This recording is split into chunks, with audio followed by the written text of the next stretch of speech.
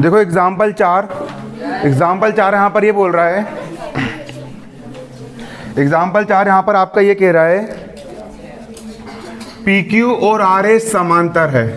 ये जो चिन्ह होता है ना, समांतर का चिन्ह होता है। किसका चिन्ह होता है? समांतर। PQ रेखा PQ और RS मतलब रेखा RS, और PQ रेखा और RS रेखा समांतर है। कैसी है? समांतर। मतलब रेखा PQ और रेखा RS एक दूसरे के बिल्कुल आमने सामने हैं, समांतर है। और कोण MXQ, कोण M कहाँ है? MXQ, कोण MXQ का मान कितना है? 135 डिग्री है। बीच वाले में कोण बनता है x, बीच में x है ना, इन दोनों के बीच में x है ना, तो बिंदु x पर यहाँ पर कोण बनेगा कितना? 135। कोण MXQ, कोण MXQ का मान कितना है? 135। तो कोण MXQ का मान कितना लिख दिया? 135। और यहाँ पर आपको कोण MYR, ये बिंदु M हो गया, MYR मतलब ये वाला कोण, और इस कोण का मान कितना दिया है आपको? 40। कितना दिया है? 40। तो कोण XMY ज्ञात करो। XMY ये वाला कोण कितने डिग्री का होगा वाला, ये बताओ। तुमको एक कोण ये दिया है, एक कोण ये दिया है, तो बताओ ये वाला कोण कितने डिग्री का होगा। यहां पर आपको ये पूछ लिया गया, तो उसके लिए हमने क्या करें? सबसे पहली स्टेप, इस बिंदु एक M से होकर के हमने एक रेखा खींच ली है, और ये जो रेखा हमने खींचे, ये रेखा PQ के क्या है? समांतर है। क्या है? ये रेखा PQ के समांतर। हमने जो AB रेखा खींचे, और ये AB रेखा किस बिंदु से होकर गुजरती है? AB रेखा बिंदु M से होकर क्या होती है? गुजरती है। और AB रेखा PQ रेखा का क्या है? समांतर है समांतर। ये लिखे M से होकर PQ के समांतर रेखा AB खींचा। बिंदु M से होकर PQ के समांतर एक रेखा हमने क्या खींचे? AB खींचे। खींच लिए। अब मैंने आपको एक प्रमेय लिखवाया था अभी, एक ही रेखा के समांतर सभी रेखाएं परस्पर समांतर होती है। 6.6 वाला है ना। देखो मतलब कि PQ रेखा AB रेखा के समांतर है, PQ रेखा AB रेखा के समांतर है, और PQ रेखा RS रेखा के भी समांतर है। PQ रेखा RS रेखा के भी क्या है? समांतर। जब PQ रेखा इस रेखा के भी समांतर है और PQ रेखा इस रेखा के भी समांतर है, तो ये दोनों रेखाएं भी आपस में क्या हो जाएगी? समांतर हो जाएगी। क्लियर? PQ रेखा AB रेखा के भी समांतर है और PQ रेखा RS रेखा के भी समांतर है, तो ये दोनों रेखाएं भी आपस में क्या हो जाएगी? समांतर हो जाएगी। इसीलिए AB रेखा और RS रेखा ये दोनों रेखाएं भी क्या हो जाएगी? आपस में समांतर हो जाएगी। अब कोण XQXM, कोण QXM धन कोण XMB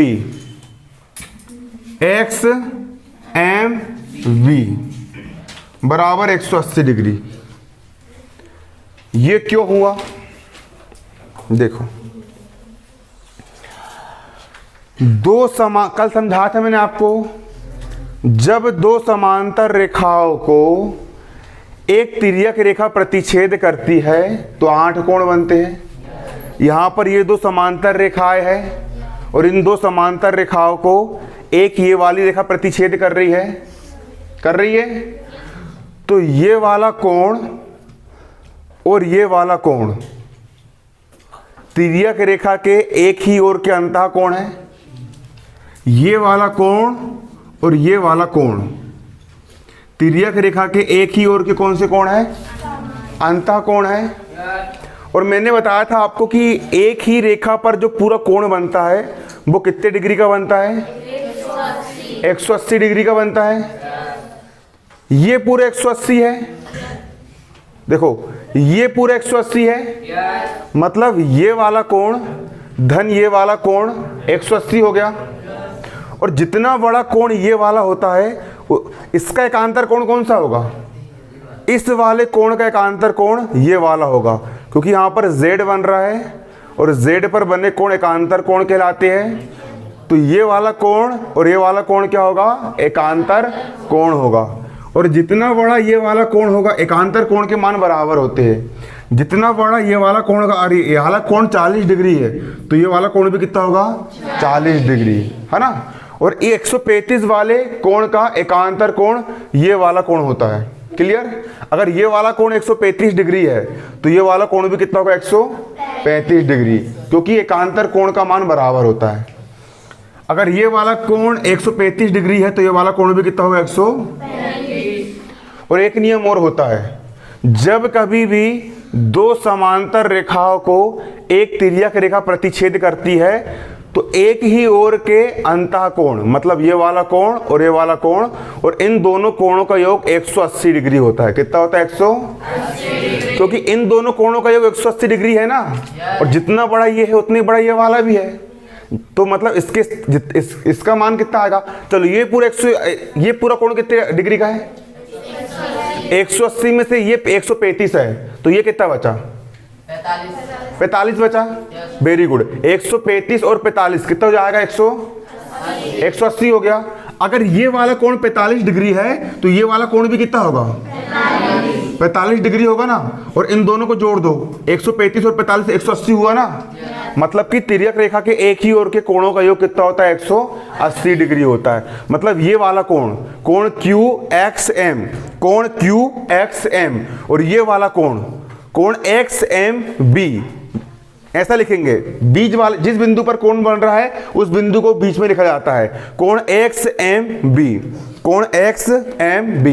और इन दोनों कोणों का योग कितना होगा? 180 डिग्री होगा। और इन दोनों कोणों का योग 180 डिग्री क्यों हुआ? क्योंकि ये दोनों कोण तिर्यक रेखा के एक ही ओर के अंतः कोण है।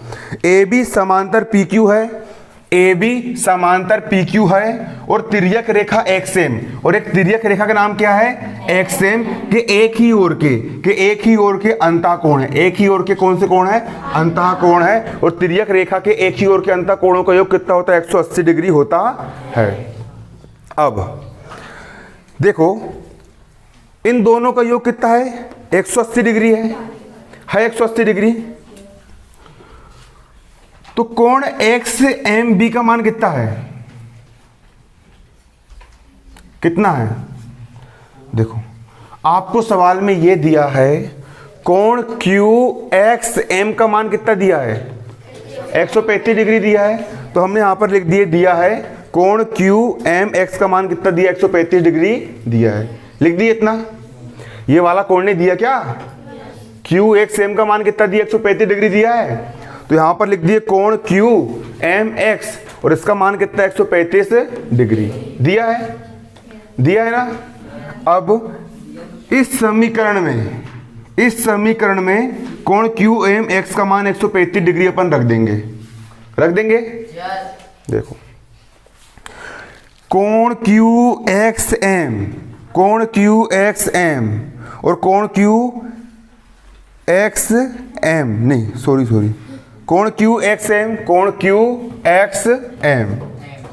और ये भी लिखा है कोण QXM। ये कोण QXM है, गलती से लिख गया है ना।